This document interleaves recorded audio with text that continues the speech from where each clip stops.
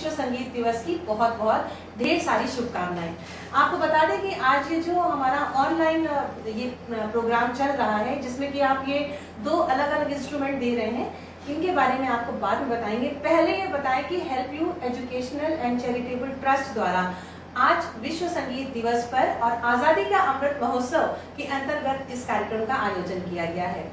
हर्षवर्धन अग्रवाल जी, जो कि सभी सामाजिक सरोकारों से अपना मतलब रखते हैं और चाहे किसी भी तरह का दिवस हम सेलिब्रेट कर रहे हो, वो हमेशा अपनी पहल के माध्यम से समाज को एक नई दिशा देने की कोशिश करते हैं। तो आज उन्होंने जो ये कदम उठाया है, मैं आपको बता दूं कि जो आज की दौड़ती भागती जिंदगी में संगीत को एक अलग मोड़ लेकर जा रहे हैं हमारे आज के बच्चे, हमारे आज के संगीतकार। मैं फिल्म इंडस्ट्री को कुछ नहीं कह रही हूँ, लेकिन जो दौड़ती भागती रफ्तार है उससे जरा सा हम थोड़ा सा कुछ सालों गाना याद आता था, हर दिल जो प्यार करे। तो ऐसा भी कहा जाने लगा था बीच में कि राज कपूर जी और ये पियानो आइकॉर्डियन एक दूसरे के पूरक हैं। तो आज फिर से जब 2022 की ओर हम बहुत आगे बढ़ चले हैं और वैश्विक महामारी कोरोना को भी पीछे छोड़ाए हैं, आज भी इस इंस्ट्रूमेंट को जीवित रखा है। हमारे बीच लखनऊ शहर के बहुत वरिष्ठ कलाकार हैं, संगीतकार हैं, निर्मल कुमार पाल जी। सर, आपका बहुत बहुत स्वागत है। और आज विश्व योगा दिवस भी है, तो उसकी भी ढेर सारी शुभकामनाएं आपको। और साथ ही साथ हमारे बीच में कृष्ण मोहन जी बैठे हैं। इनके हाथ में जो आप इंस्ट्रूमेंट देख रहे हैं वो है बोंगो। और अब जो स्टेज सजता है ऑर्केस्ट्रा के लिए या पूरी सिम्फनी होती है, आप देखेंगे तो उसमें भी ये इंस्ट्रूमेंट और ये इंस्ट्रूमेंट यानी कि बोंगो और ये पियानो आइकॉर्डियन दोनों गायब होते हैं। तो हर्षवर्धन जी ने ये एक अनूठी पहल की है कि क्यों ना आज की जनरेशन को इन दोनों इंस्ट्रूमेंट से, वाद्य यंत्रों से फिर से परिचित कराया जाए, एक बार फिर से मुलाकात की जाए और उस पुराने दौर को नए दौर में लाएं। आज की युवा पीढ़ी को और बच्चों को जो कि संगीत में रुचि रखते हैं, रुझान रखते हैं, उनको इनसे परिचित कराया जाए। पुराने दौर को एक बार फिर से लेकर आते हैं और विश्व संगीत दिवस को सार्थक करते हैं। तो आप दोनों का बहुत बहुत स्वागत है। इससे पहले कि जो लोग हमसे जुड़ चुके हैं, हम आपसे उनका तारुफ कराएं। हम जैसा कि मैंने अभी बात की कि राज कपूर जी का वो गाना याद आता है जिसमें उन्होंने हाथ में लिटरली लेकर और गाना गाया था। सामने वैजंती माला थी और जुबली कुमार, राजेंद्र कुमार थे। संगम फिल्म का 1960s में आई थी। तो उस गाने से शुरुआत करें हम लोग आज अपने इस सुंदर दिन की। लेकिन उससे पहले एक बहुत अच्छी बात मैं कहूंगी कि संगीत है शक्ति ईश्वर की, हर सुर में बसे हैं राम। संगीत है शक्ति ईश्वर की, हर सुर में बसे हैं राम, और रागी जो सुनाए राग मधुर, रोगी को मिले आराम। तो आइए पूरे विश्व शांति की कामना करते हैं और संगीत से शुरुआत करते हैं आज के दिन की। चलिए मैं शुरुआत कर रहा हूँ। बहुत पुराना गाना है, मैं जब जवान था तो बहुत बजाता था इसको। जी जी। क्योंकि 30 साल बाद मैं फिर अकॉर्डिंग बजा रहा हूँ और ये चूंकि पुराना गाना सब मेरे दिमाग में बसा हुआ था बहुत, तो मैं अब चूंकि बहुत पुराने आजकल के बच्चों में पता नहीं वो गाना उनको मालूम है नहीं मालूम, मुझे नहीं मालूम वो सुनते हैं नहीं सुनते हैं, लेकिन हाँ पिक्चर कभी देखी होगी तो गाना जरूर याद आएगा। तो मैं वो गाना बजाने जा रहा हूँ जिसको शंकर जयकिशन साहब ने कम से कम 130-135 ऑर्केस्ट्रा मेंबर के साथ बजाया।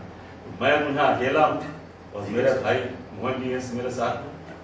तो आप इस गाने को सुने और कुछ अगर गलतियां हो तो भाई क्षमा चाहता हूँ। जय श्री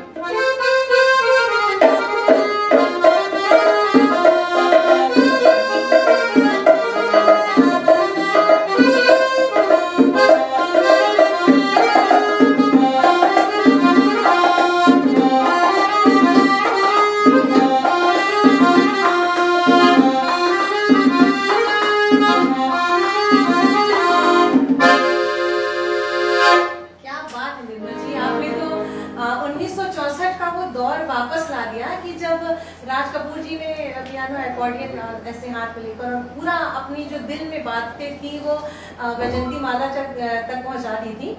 और संगम मूवी का ये गाना है, मुझे लगता है ना शायद शैलेंद्र के लिखे बोल हैं और शंकर जयकिशन जी का संगीत है।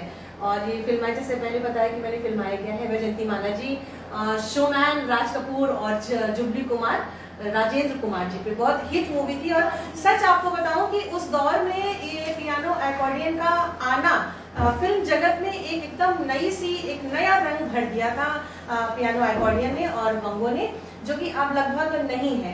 अच्छा, इससे पहले कि हम ये संगीत का सफर जो आज हमने शुरू किया है help you educational and charitable trust के अंदर, उसके अंतर्गत हम दोनों कलाकार जो हमारे बीच में बैठे बहुत ही वरिष्ठ कलाकार हैं। तो पहले मैं निर्मल कुमार जी से बात करूंगी कि आप लखनऊ में तब से सक्रिय हैं। मेरे ख्याल से आप दादा आपकी एज 74 के लगभग है ना शायद जी। 74 साल की उम्र में भी आज आप इनकी जो ऊर्जा है और जो जीवंतता है और जो संगीत को लेकर इनके मन में जो डिवोशन है वो शायद ही देखने को मिलता है। 55 वर्षों से अधिक आपने अपने आप को संगीत में सक्रिय कर रखा है और लखनऊ से शुरू हुआ आपका सफर मुंबई तक पहुंचा, जहां आपने लगभग सभी नामचीन और वरिष्ठ कलाकारों के साथ आपने संगीत किया और संगत दी, जिसमें कि लता मंगेशकर जी हैं, अमिताभ बच्चन जी हैं और मुकेश जी हैं, नितिन मुकेश जी हैं, महेंद्र कपूर हैं, चंचल जी हैं और मोहम्मद अजीज जी, ढेरों नाम है ऐसे, ढेरों नाम। तो हमारे शहर का तो आप गौरव हैं। अमिताभ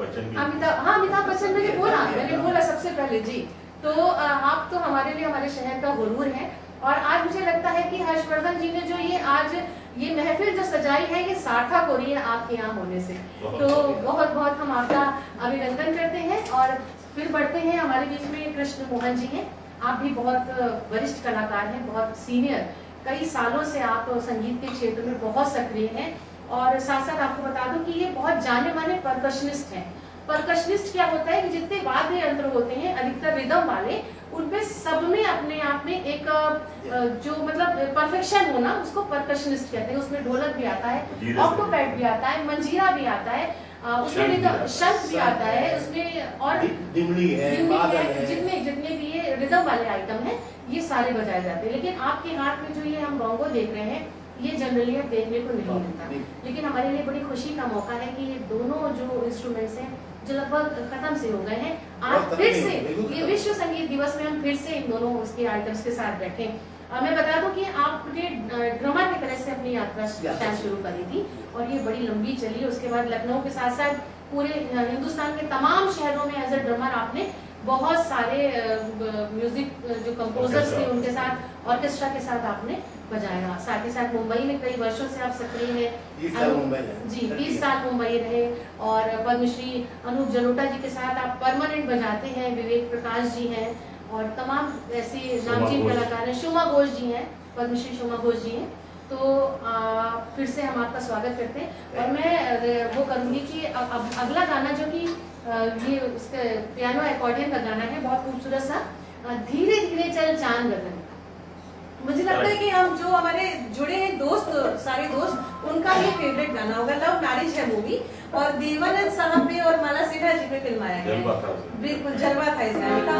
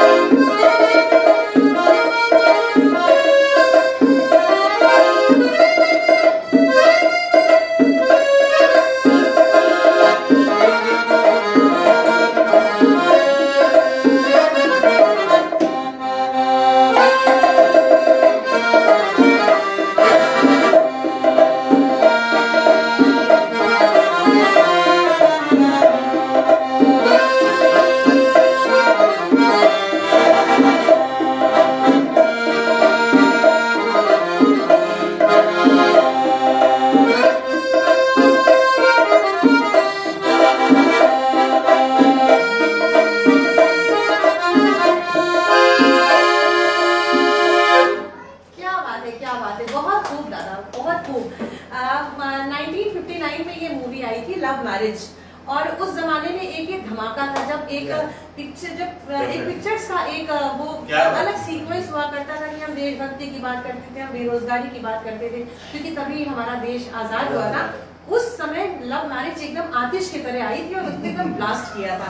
देवानंद साहब तो जो उस समय रोमांटिक मूवीज के लिए मशहूर थे, तो उनके ऊपर माला सिन्हा जी, हसरत जयपुरी साहब ने शायद इसके बोल लिखे हैं, सही कह रही हूं ना? और शंकर जयकिशन जी जिन्होंने पियानो अकॉर्डियन का मतलब भरपूर उपयोग कराया। तो शंकर जयकिशन साहब, उनको यहाँ इस मंच के माध्यम से हम प्रणाम करते हैं, नमन करते हैं। और जैसे कि मोहम्मद रफ़ी साहब ने एकदम जान डाली थी। जो मोहम्मद रफ़ी साहब जो गाते थे शब्दों के माध्यम से लगता था कि दिल से बिल्कुल निकाल दिया ना। जैसे इसमें एक लाइन है, वो क्या चीज थी मिला के नजर पिला दिया, ऐसे लगा कि वाकई पिला दी। तो रफ़ी साहब जैसा दूसरा कोई जवाब नहीं, वो खलीफा थे संगीत के। और दादा आप जैसे बात करेंगे कि आपने मुझे बताया था कि 90s के दौर में आप सफर करते समय, शायद पटना से सफर करते समय आपका ये पियानो अकॉर्डियन गायब हुआ था। तो वो कहते हैं ना कि जो संगीतकार होता है उसका इंस्ट्रूमेंट उसका दिल होता है। तो जब उस समय आपका दिल निकल के जी, तो वो मेरा 3 दिन का शो था बाहर जी पटना में। जब आप सोचिए कि मुझे तो कहिए कि मेरा बच्चा था जिसको कीबोर्ड मैंने दिला दिया था काठमांडू जी जी, उस बाजे को क्योंकि आदत नहीं थी मेरी कीबोर्ड बजाने की। जी जी, आदत तो ऐसे वाली थी, अब ऐसे तो आदत ये बनी थी लेफ्ट साइड चलाने की, अब वो उस प्रेशर नहीं बन पाता, बहुत तकलीफ होती। खैर 3 दिन का शो था, मैंने निपटा दिया, लेकिन मैं अंदर अंदर बहुत रोया। मैंने अपने फादर भी 1 महीना 1.5 महीना हो गया, तो मुझे तुम्हारा बाजा किधर है, उनका बाजा चोरी हो गया, बहुत तकलीफ हुई उनको। फिर कीबोर्ड आ गया, फिर कीबोर्ड बजाता रहा। और आज मैं ये 2022 में मेरे भाई ने मुझको ये तोहफा दिया है, तो फिर से मैं जवान हो गया हूँ भाई, फिर से अकॉर्डिंग बजाने लगा हूँ। क्या बात और है। आप लोगों की ब्लेसिंग चाहता हूँ, बस जब तक 74 की एज में भी जो जीवंतता है और वाकई जो चेहरे पे आपके ग्लो आया है, हमारे जो दोस्त जुड़े हैं, मुझे लगता है पियानो अकॉर्डियन के वापस आने का आया है। और हम थैंक्स करेंगे दिल से आपका कि आपकी वाकई आपने जो इसको वापस जो आप लाए हैं, हमारी जो न्यू जनरेशन है उसके लिए एकदम गॉड गिफ्ट है। दादा आपकी तरफ चलते हैं, कृष्ण मोहन जी हमारे बीच में हैं। ये बोंगो से अपने लगाव के, वैसे आप परकशनिस्ट हैं, आप सारे इंस्ट्रूमेंट्स बजाते हैं, लेकिन इससे जुड़ी कुछ बातें हमारे जितने दोस्त थे उससे जरूर। शुरुआत पहले बोंगो से। अच्छा अच्छा, बोंगो के सीखने के बाद फिर कॉन्गो सीखा जी, फिर ड्रम में आया जी। अच्छा, बोंगो कॉन्गो में बहुत लोग डिफरेंस नहीं डालते हैं। बोंगो 2 पीस का होता है जी जी, और कॉन्गो 3 पीस 4 पीस तभी कॉन्गो जाता है। तो जो पहले हर गाने में बोंगो, चाहे इंडियन गाना हो चाहे वेस्टर्न हो, बोंगो बजते ही था। जी जी। तो कॉन्गो बहुत कम बजता था। कॉन्गो की बाद में आरडी साहब ने कॉन्गो इंक्लूड करा, आरडी साहब ने बहुत कॉन्गो यूज किया जी, बड़े वेरिएशंस। और इसे बोंगो जो बोंगो शुरुआत थी केसी लॉर्ड ने। अच्छा, जो एक लखनऊ के और थे हैरी पीटरसन। हैरी पीटरसन थे। क्या नाम बताया सर आपने? Harry Peterson. Harry Carey Peterson. तो हम लोग 1 मिनट के लिए इस बात पे रुकेंगे, पहले बात करेंगे हमारे सारे साथी जुड़े हैं ऑनलाइन। देखिए शुरुआत करिए कि बोंगो की शुरुआत करने वाले कौन थे सर, एक बार हमारे दोस्तों को। बोंगो शुरुआत करने केसी लॉर्ड की जी। और सर आप कुछ बता रहे थे, किसी का नाम? नहीं, वो दूसरे थे। तो केसी लॉर्ड ने शुरुआत इसकी करी। तो जो भी अगर कलम कागज लेकर बैठे हो आज के युवा और वो, तो जरूर नोट करें इसको, क्योंकि हाँ ये हम देख के सुनते कि कैसे बजता बोंगो। बिल्कुल बिल्कुल। ऑनलाइन देखता रहा, पिक्चर सुनता रहा, गाने सुनता रहा। जी सबसे टीवी था नहीं। जी जी, गाना सुन के सुनता तब बोंगो गाना सुनता। हाँ बिल्कुल। तो जैसे कहा जाता ना कि इतिहास स्वयं को दोहराता है, तो आज ये हिस्ट्री दोबारा दोहराई जा रही है हमारे यहाँ। मतलब ये हर्ष भाई की हर्षवर्धन भैया जी जी दोबारा बिल्कुल बिल्कुल। तो इस बैनर को हम सलाम करते हैं help you educational and charitable trust को कि आज विश्व संगीत दिवस को इतना सुंदर आयाम दिया। खैर बातें तो बहुत लंबी हैं, हम लोग करते रहेंगे। मेरी पसंद का एक गाना आपको जरूर सुनाना पड़ेगा, मैं बताऊं? ये रात भीगी ये मस्त फिजाएं उठानी रे पीरे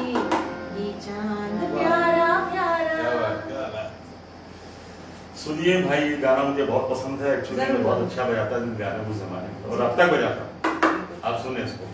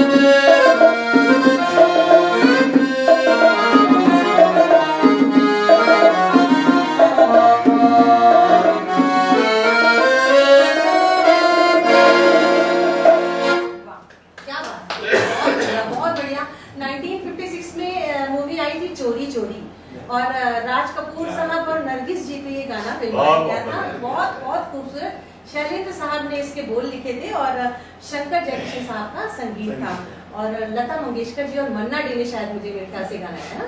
बिल्कुल, तो देखिए जानकारी का भी खजाना है ये कार्यक्रम। अगर आप देख रहे हैं तो पूरा एनसाइक्लोपीडिया हमारे बीच में बैठे हैं। बिल्कुल बिल्कुल दादा, इससे पहले भी हम ये संगीत का सफर इसी तरह से आगे बढ़ाते रहे, हम इस इंस्ट्रूमेंट के बारे में आपसे कुछ जानना चाहेंगे। ये अकॉर्डिंग मेरी समझ से 1945 से मैंने इसके बारे में सुना, क्योंकि मेरी पैदाइश 1948 की थी। जी जी। जब मैं छोटा था, 6th स्टैंडर्ड, तो मेरे स्कूल में पियानो होता था, तो पियानो में ऐसे ही बजाता था, बजा के पाता था, पर करता था तो थोड़ा दिमाग में मेरे स्ट्राइक किया। फिर अकॉर्डिंग मेरे यहाँ एक आते थे लखनऊ के बहुत अच्छे वॉलिस थे, वो अकॉर्डिंग एक दिन लेके आए हमारे स्कूल में। उनको जो बजाते देखा तो मैं थोड़ा सा विचलित हुआ कि यार कैसे उन्होंने बजाया, कैसे बजाया, कैसे किया। वो मेरे दिमाग में उस टाइम से वो ललक पैदा हुई। तो मैं थोड़ा सा जब बड़ा हुआ तो मेरे पिताजी को बड़ा शौक था, क्योंकि लखनऊ को उस अकॉर्डिंग बस क्रिश्चियन लोग जो थे, जी जी जी, जो पादरी पर्पस के लोग थे, जो चर्च और जो बजाते थे, बाकी वो इंडियन गानों में नहीं थे। फिर हमारे पिताजी के एक मित्र थे जो साउथ अफ्रीका से आए थे, और म्यूजिक कॉलेज में सितार सीखने की, उनका नाम था मिस्टर अक्कल। वो अकॉर्डिंग जाते थे, बोल राधा बोल संगम होगा कि नहीं, इस तरह के गाने वो बजाते थे। जी जी। क्योंकि नीग्रो थे वो, लेकिन वो बहुत अच्छा बजाते थे, तो हम उनसे बहुत इंस्पायर्ड हुए। फिर मैंने पापा से कहा, मैंने भैया देखो कुछ मिल जाए। तो उस जमाने में मेरे पिताजी ने इधर उधर से कुछ इकट्ठा करके उस सस्ते जमाने में 3000 का बाजा मेरे को दिलाया। 3000 का बाजा उसको बहुत मायने रखता था, बहुत मायने रखता था, बिल्कुल। लेकिन ये था कि मेरे पिताजी को बड़ा शौक था, उन्होंने कहा नहीं तुमको बजाना है। फिर वो लगन मुझको लगी है, फिर लगते लगते लगते इतनी लगन हुई कि मैं जब हाई स्कूल मैंने कर लिया था, तो इत्तेफाक से लखनऊ के उस जमाने में मेयर हुआ करते थे मिस्टर वेदर मोहन जी, मोहन मेकिंस वाले, उनके यहाँ मुकेश जी आए थे। अच्छा, आपने सिंगर मुकेश जी? हाँ, सिंगर मुकेश जी मुंबई से आए हुए थे, तो वहीं रुकते थे। तो उनके यहाँ गैदरिंग थी, म्यूजिक पार्टी थी।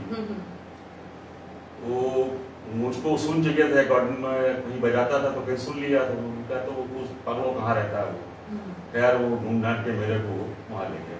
तो मैं उस जमाने में मेरे साथ एक और भी था, बॉन्गो बजाता था, रज्जू सिन्हा नाम था उसका, रज्जू सिन्हा अभी है वो। उसको लेके मैं उनके यहाँ गया।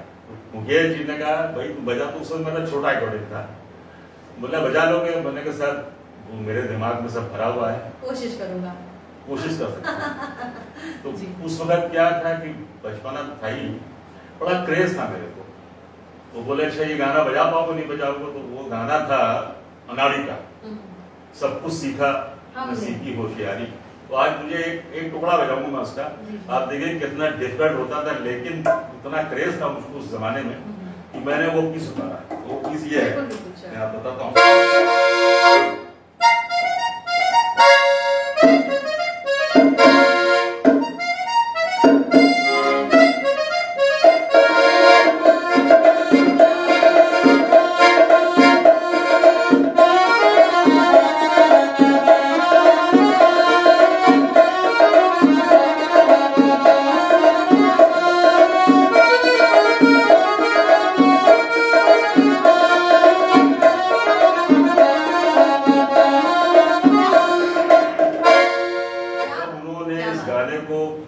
बजाते सुना तो वो थोड़ा सा इम्प्रेस हुए, बोला नहीं तो तुम जब ये गाना बजा सकते हो तो और भी गाने बजा लो।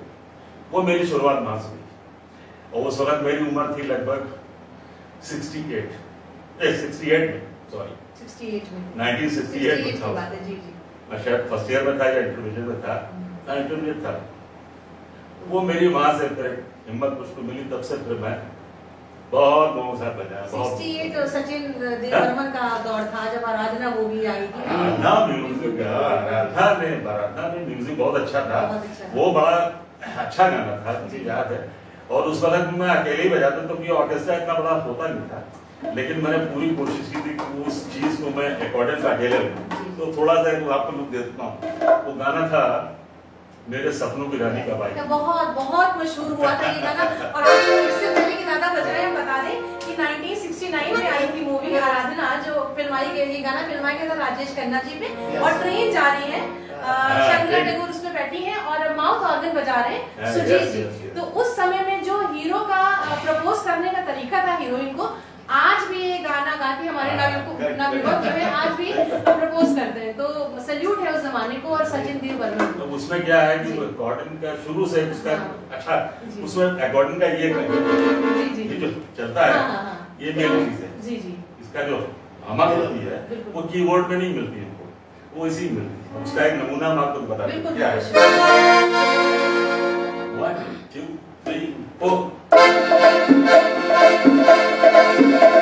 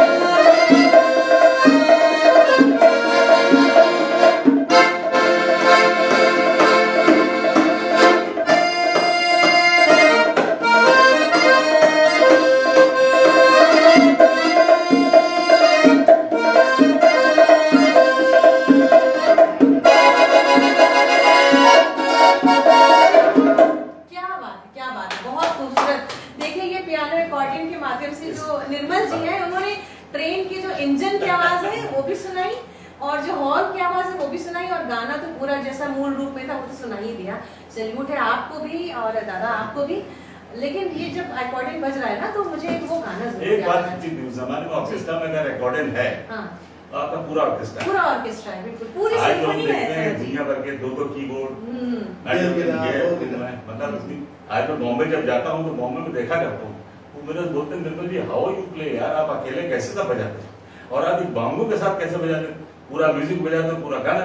बोले हम लोग नहीं कर सकते, आप प्लीज बजा देंगे लेकिन पूरा गाना नहीं बजाए और पूरा म्यूजिक के साथ नहीं। अब ये बहुत गिफ्ट है।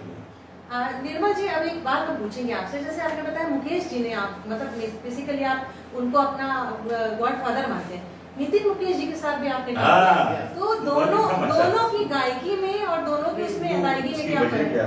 कि मैंने एक बार उनको बोला भी था नितिन जी आप अपनी आवाज में गाइए, वो अपने पापा की आवाज पर रखते थे, इसीलिए वो ज्यादा सक्सेस नहीं हुए। जी जी जी, यही कारण है। मेरे को मालूम है उनका कानपुर में एक प्रोग्राम था तो मेरे को बोला निर्मल जी आपको आना है, तो हमारे एक दोस्त थे जो उनके गुरु थे मिस्टर प्रदुम शर्मा जी, अब नहीं रहे, वो is a very good composer. तो उन्होंने हिंदुस्तान के जितने भी सिंगर सबको गवाया, कोई बचा नहीं। गुलाम अली को दबाव, गुलाम अली को भी गवाने वाले भैया। जी। तो मेरा उससे झगड़ा इस बात से होता है कि तुम इतने अच्छे सिंगर थे तो तुमने क्यों नहीं करा, अपना एल्बम क्यों नहीं करा, झगड़ा मेरा इसी बात है। जबकि मेरे साथ स्टेज शो करता था, बहुत अच्छा गा, वसाइल आर्टिस्ट था। तो कहने का मतलब ये है कि वो नितिन मुकेश जी जब उनसे मिले, ये भी थे हमारे साथ तबले में लाले भाई भी थे, तो मुझसे बोले निर्मल जी आप सफेद सातवां सफेद दे दीजिए। मेरा माथा ठनका, मैंने कहा भैया सातवां सफेद क्या होता है? हमने कहा अंग्रेजी में बताइए क्या है, तो सातवां सफेद बताइए, तो सातवां सफेद क्या आता है? अब सातवां सफेद क्या आता है? हमने कहा भाई हमको दिक्कत हो गई, क्या कर तबला कैसे मिलवाए, सब आउट छोड़ दिया, हमने कुछ नहीं किया। कीबोर्ड था मेरे पास, मैंने हाफ लोड कम करके उसको बिल पे यहाँ पे लिया, उन्हें आज तक पता नहीं चला। बोले तो मुझे यार बहुत अच्छा लग रहा था।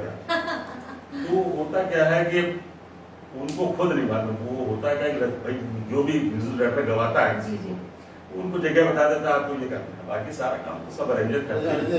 लेकिन जब अकेले फंस जाते हैं 2-4 विषयों में तो बड़ी दिक्कत, उसमें फिर अगर हमारे ऐसे थोड़े कैलिबर के लोग होते हैं जो म्यूजिक को समझते हैं, तो उनसे आप ये शायद हमारे साथ बैठे देखिए, मोहन जी थे 45 मिनट पढ़ते निकाले, 45 मिनट्स मेरे हृदय बसे राम से भजन शुरू किया उन्होंने, और कहाँ खत्म किया उन्होंने,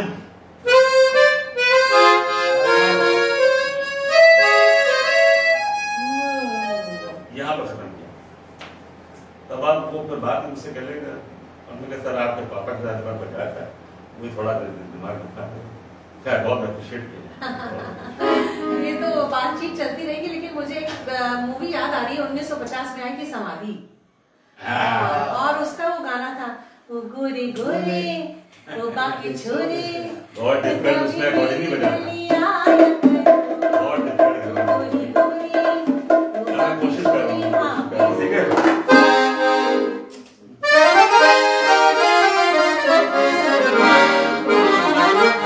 और लेना ना पता 1 2 3 4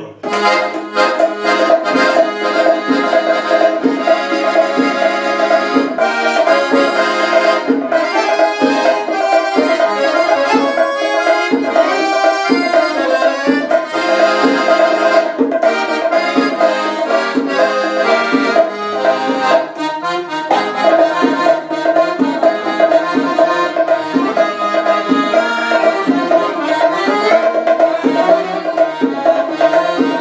you.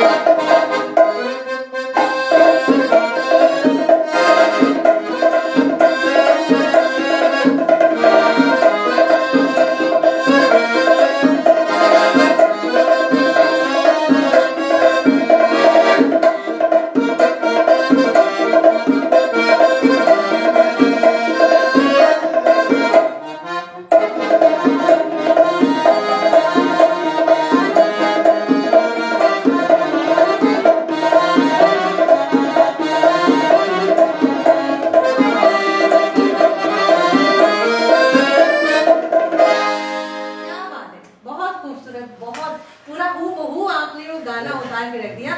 इस गाने की खास बात ये है कि इस गाने को 2 लोगों ने हाँ, गाया है। एक तो लता जी उस समय एकदम अपनी पीक पे थी, भारत रत्न, और अमीर क्या नाम है, अमीर बाई कर्नाटकी। ये नया सा नाम है, आप लोग भी जो देख रहे हो तो इन दोनों कलाकारों ने बहुत बेहतरीन गाया है। और सी रामचंद्र जी का म्यूजिक है, जो कि उस समय में बहुत अच्छा म्यूजिक देने के लिए, हाँ विख्यात थे।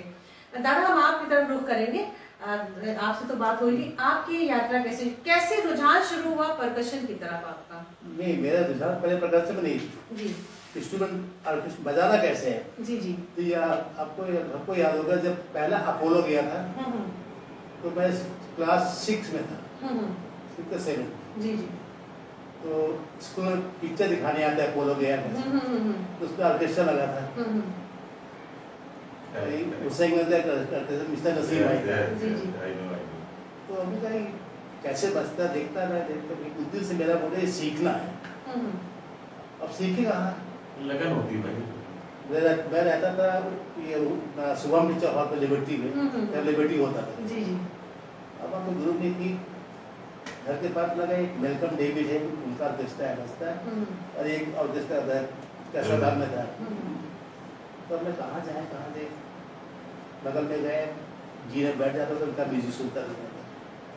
तो एक दिन जब ऊपर जाते तो बोलते बेटा क्या सुनते हो? मैं गाना सुनने आता हूँ। बेटा ऊपर आया करो, यहाँ पे सुनते हो? तो ऊपर ले गया, बैठे तो अब बाजार रखा था यदि बांगो छोटा, तो मैं ले लिया, बैठे रहे तो बाजार में बना नहीं आता है, उन्होंने बताया खुद से लगा तो नीगा सीखते सीखते फिर सीखा, मैं बहुत सीख गया। उसको सीखने के बाद प्रोग्राम में लगा कि भाई साहब से मुलाकात की, तो भाई साहब सब उनके साथ भैया ने एक साथ प्रोग्राम किया कि हम दोनों भाई साहब जाते थे जूनियर किशोर के प्रोग्राम में, किशोर कुमार जी मतलब घूमते उनके साथ बहुत से। फिर कांग्रेस छोड़ के फिर ड्रम बजाया था, प्रदर्शन तो भी बाद में स्टार्ट किया। अच्छा। जब हरगन जायसवाल के स्टूडियो आता था तब वहाँ सीखा। अच्छा। फिर बच्चे का स्टार्ट किया क्लास 6 से। दादा जैसे बहुत समय से एक गीतकार और संगीतकार की जोड़ी होती है, जैसे कि आनंद बख्शी जी की जोड़ी आर.डी. बर्मन जी के साथ बहुत फेमस थी, वैसे शैलेंद्र साहब नहीं गीतकार और संगीत वैसे शैलेंद्र साहब के लिखे बोलों पर शंकर जयकिशन साहब ने बहुत अच्छा संगीत। जब ये बात करके मेरा इशारा आप समझ रहे होंगे, श्री 420 का वो गाना सुना दीजिए हमारे जितने भी ऑनलाइन बैठे हुए हैं, जितने म्यूजिक के कदरदान। प्यार हुआ वो आज भी जिंदा है, वो आज भी जिंदा है। और मैं बता दूं कि इस गाने की राज कपूर जी है जो आज हमारे बीच में नहीं है, नरगिस जी हैं जो हमारे बीच में नहीं है, और जो 3 बच्चे जुटा रहे हैं उसमें ऋषि कपूर जी हैं, वो भी हमारे बीच में नहीं है। तो इस गाने के इस गाने के माध्यम से उन तीनों जो हमारे कलाकार हैं उनको श्रद्धांजलि देंगे। बहुत अच्छा गाना है, बहुत अच्छा बजाते थे उस जमाने में।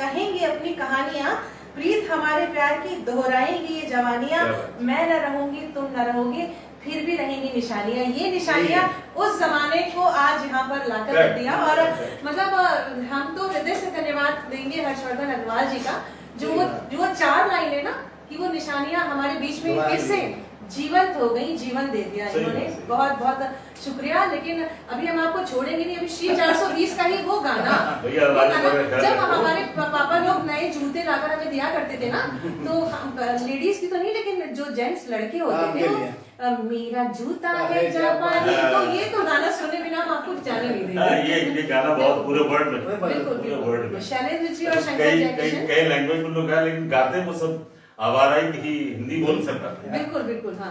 कहीं मैं तो सब सुने हैं लोगों को, लेकिन देखा सब लोग आवाराई की धुन गाते हैं, जबकि आवारा गाना कोई इंडिया का गाना नहीं, वो बाहर का कहीं का है, धुन बाहर, लेकिन हाँ धुन बाहर की है, लेकिन उसको शंकर जयकिशन ने इतनी खूबसूरत मॉडर्नाइज कर दिया उसको। जवाब एक नमूना दिखा चलो, क्या था गाना? जूता है जापानी। 1 2 3 4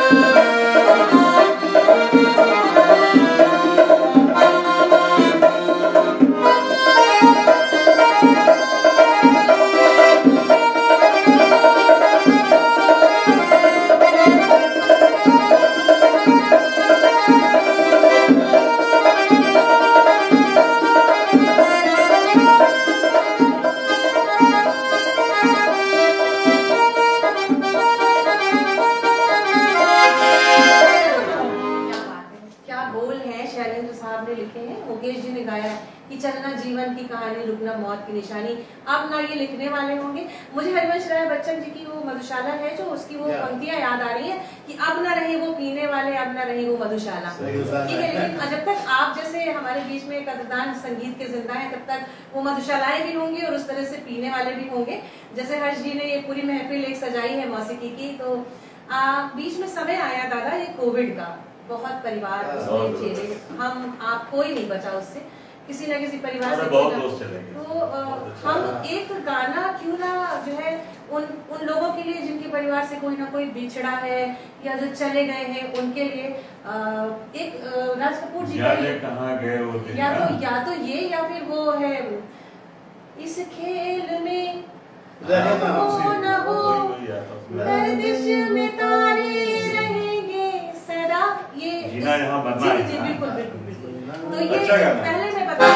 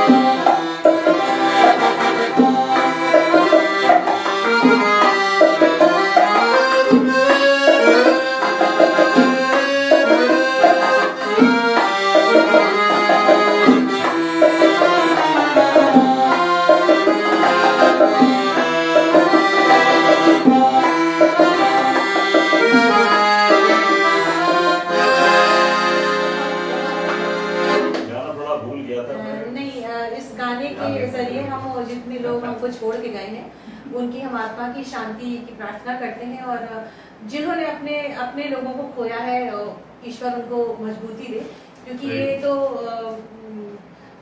जीवन है। लेकिन जैसा ये कोविड आई ना, ये पैंडेमिक आया, भगवान से मनाएंगे कि ऐसा कभी दौर ना आए।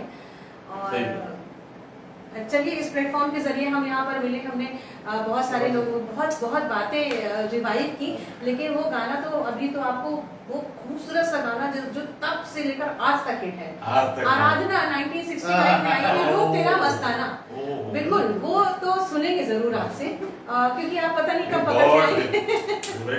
जी बिल्कुल, लेकिन मुझे बहुत पसंद है। जी बिल्कुल। हालांकि सिंगर गाते तो अच्छा लगता है बजाने में, लेकिन अब म्यूजिक और गाना नहीं, मैं थोड़ी झलक दे रहा हूँ। अच्छा बिल्कुल।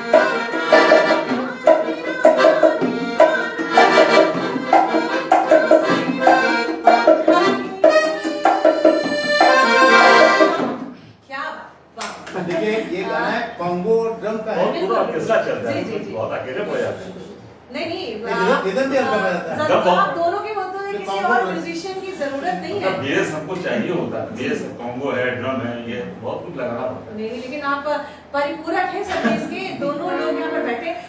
राजेश खन्ना जी से याद आया कि इस मूवी, राजेश खन्ना की मेरे ख्याल से फर्स्ट ऐसी मूवी थी जिन्होंने, जिसके माध्यम से एकदम बुलंदियां उन्होंने छुई। और the train was the first movie जी, लेकिन इस मूवी से आराधना से। और राजेश खन्ना जी का बहुत कम लोगों को मालूम हुआ कि उनका वास्तविक नाम जतिन खन्ना है। जतिन खन्ना है। और हाँ जी जी। और जो है ये अपने चाचा जी के साथ मुंबई आए थे, एक्टर बनने का इनको शौक था, लेकिन बिल्कुल नहीं मालूम था इन्हें कि ये जो फिल्म इंडस्ट्री के पहले सुपरस्टार बनेंगे। तो इस गाने के माध्यम से हम उनको भी नमन करते हैं, प्रणाम करते हैं और आगे बढ़ते हैं। पहला गाना था द ट्रेन, शायद द ट्रेन पिक्चर का नाम था।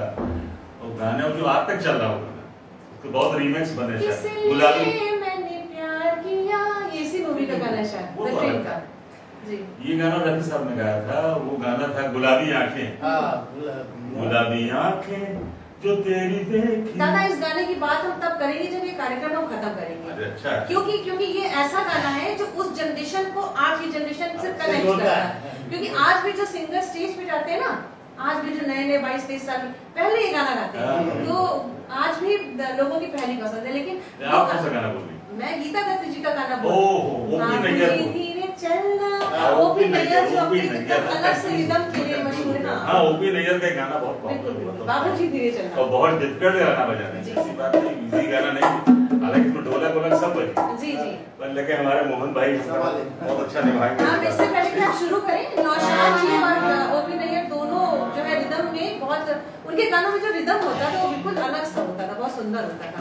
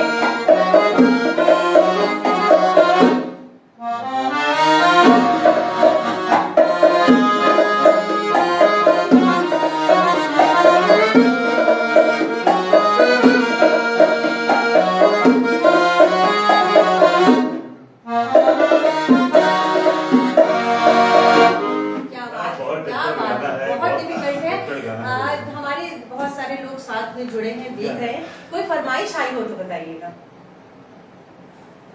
कोई भी आप फिर गुलाबी आंखों, लेकिन उससे पहले दादा एक बात मैं आपसे करूंगी, मतलब ये थोड़ा सा पता नहीं आप नए गाने कितना सुनते हैं, मेरा पसंद है।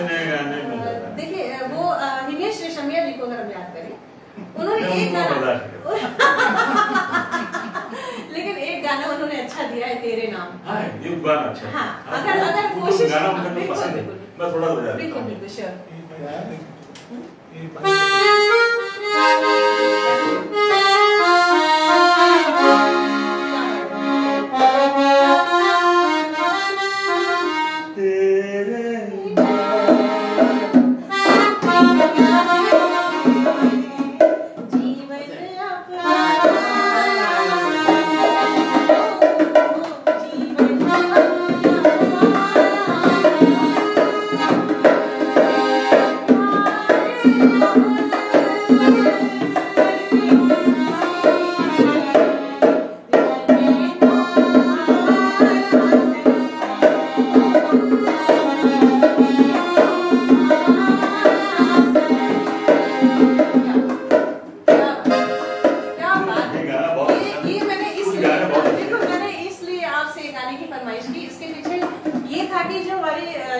बच्चे जुड़े हैं जो कि म्यूजिक सीख रहे हैं, तो वो ये ना समझे कि आजकल के गानों के लिए आजकल के इंस्ट्रूमेंट अकॉर्डियन और वो ऐसा गाना है जो कि सबका पूरा है, सबको बहुत से गाने हमको याद नहीं रहते हैं, लोग क्या करें, काम चलाते हैं। अच्छा बंगो बजाए तो मुझे वो गाना बहुत याद आया, और एक भाई जरा देख के चलो, देखो प्लीज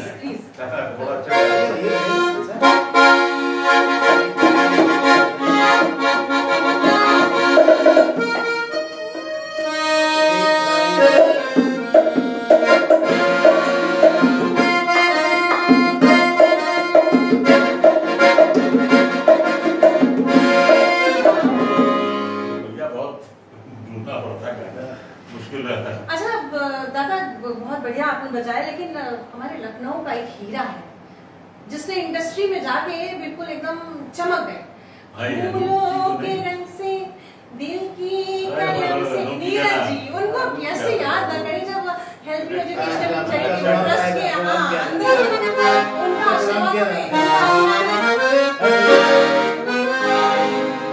उसमें साकारता बहुत नहीं, वहाँ कहाँ गया वो प्रोग्राम किया अपने अनूप जी मेरे साथ उस जमाने में किशोर कुमार गाना गाते थे।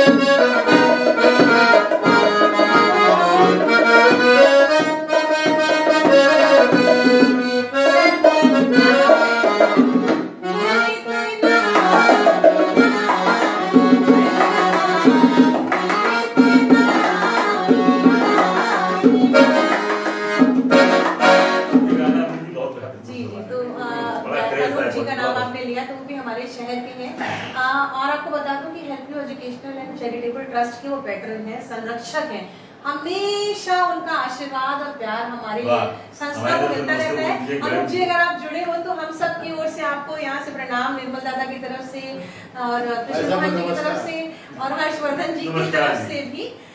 लेकिन इससे पहले अगर हम कोविड की बात करिए तो जब सामाजिक सरोकारों से जुड़े हमारे हर्ष भैया हमेशा हर्षवर्धन अग्रवाल जी लगे रहते हैं। हमारे नरेंद्र मोदी जी हैं प्रधानमंत्री, माननीय प्रधानमंत्री, उनकी योजना बेटी बचाओ बेटी पढ़ाओ, तो एक बेटियों के लिए गाना मेरे घर आई एक नन्ही परी।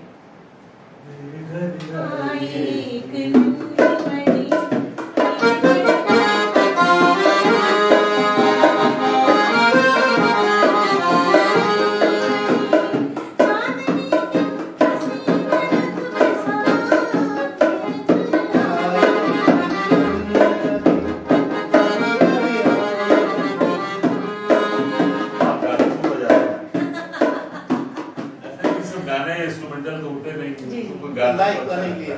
अब गोपाल दास नीरज की आपने नहीं सुनाई, क्योंकि वो तो वो हमारे दिल से जुड़े हैं और इस ट्रस्ट से तो पहले दिन से। हाँ बिल्कुल, फूलों के रंग का गाना जी, फूलों के रंग से दिल की कलम से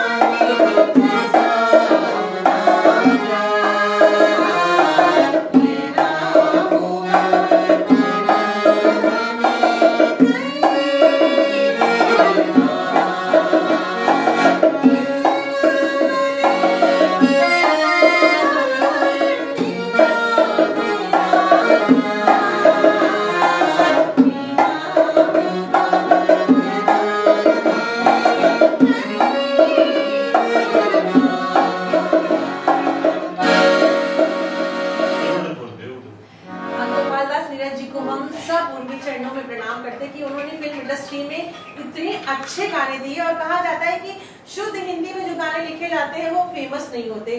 फिल्म उसमें गानों में शख्सियत और रूबरू और मोहब्बत डालना जरूरी नहीं होता। उन्होंने इतनी शुद्ध हिंदी में जो अपनी लेखनी को जो प्रवाह दिया, हम इस मंच के माध्यम से आपको सैल्यूट करते हैं, प्रणाम करते हैं कि आपके जैसा हीरा नहीं मिलेगा। और हमारे जो ट्रस्ट को बहुत आशीर्वाद मिला है उनका, उनके जन्मदिन पर हर वर्ष 4 जनवरी को कार्यक्रम आयोजित किया जाता है। और सब हालात सही रहेंगे, मौसम माकूल रहेगा और अगर ये महामारी दोबारा नहीं आएगी तो निश्चित ही फिर से health educational and charitable trust दादा की गोपाल दास नीरज जी की याद में कार्यक्रम फिर से आयोजित करेगा। और हम भी होंगे, आप भी होंगे। बिल्कुल बिल्कुल श्योर, बिल्कुल बताएंगे, मुझसे जो हो सकता है। बिल्कुल, इतने अच्छे आपने गाने सुनाए। लेकिन एक वही जैसे जो गुलाबी आंखें आपने कहा था कि आजकल के सिंगर भी वो गाने से शुरुआत करते, तो हम खत्म करने से पहले कहेंगे कि एक स्थायी एक अंतरा जरूर। बस ठीक ठीक ठीक, बहुत अच्छी बात भाई, अच्छी बात।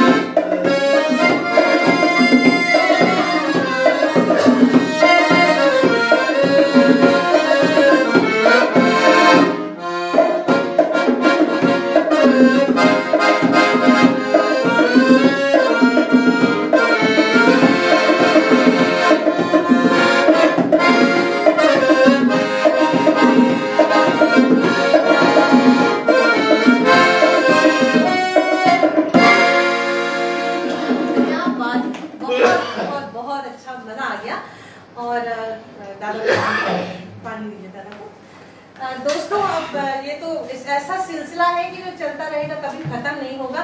लेकिन अब लखनऊ में बैठे हैं और बात अगर शेर व शायरी की ना करें तो वो अधूरी सी लगती है। तो हमारे दोनों जो म्यूजिशियंस बैठे हैं, तो जहाँ कहीं भी हो आप एक बार दिल खोल के उनके लिए तालियां बजा दीजिए।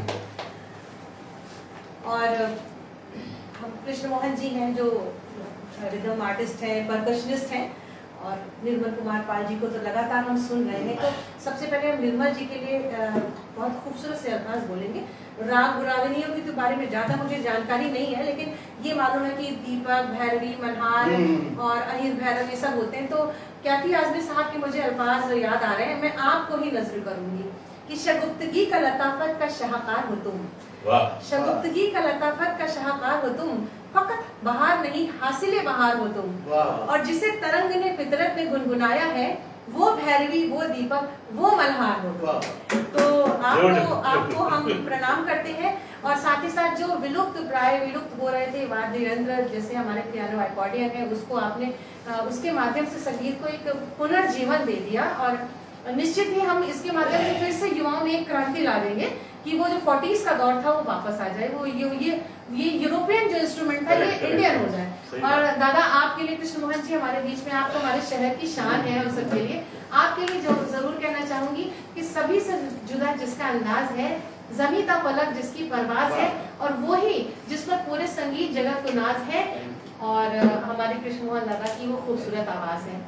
और इस पूरी सब जितने हमारे लोग सब यहाँ इकट्ठे हैं उनके लिए इतना ही कहूंगी कि जिस तरह से टूटा हुआ फूल खुशबू दे जाता है, बीता हुआ पल यादें दे जाता है, हर शख्स का अपना एक अंदाज होता है। कोई जिंदगी को सुर तो कोई सुरों को जिंदगी दे जाता है। हम सारे संगीतकारों को यहाँ से नमन करते हैं। और help you educational and charitable trust के द्वारा आज विश्व संगीत दिवस पर हर्षवर्धन अग्रवाल जी ने जो ये मौसीकी की महफिल सजाई थी, उसको हम तहे दिल से उसका आपका शुक्रिया अदा करेंगे। और जितने लोग जुड़े हैं सबको बहुत बहुत धन्यवाद करेंगे। आप खुश रहें, स्वस्थ रहें, मस्त रहें, लेकिन अभी कोरोना का खतरा गया नहीं है तो मास्क लगा के रहें और डिस्टेंस बनाए रखें।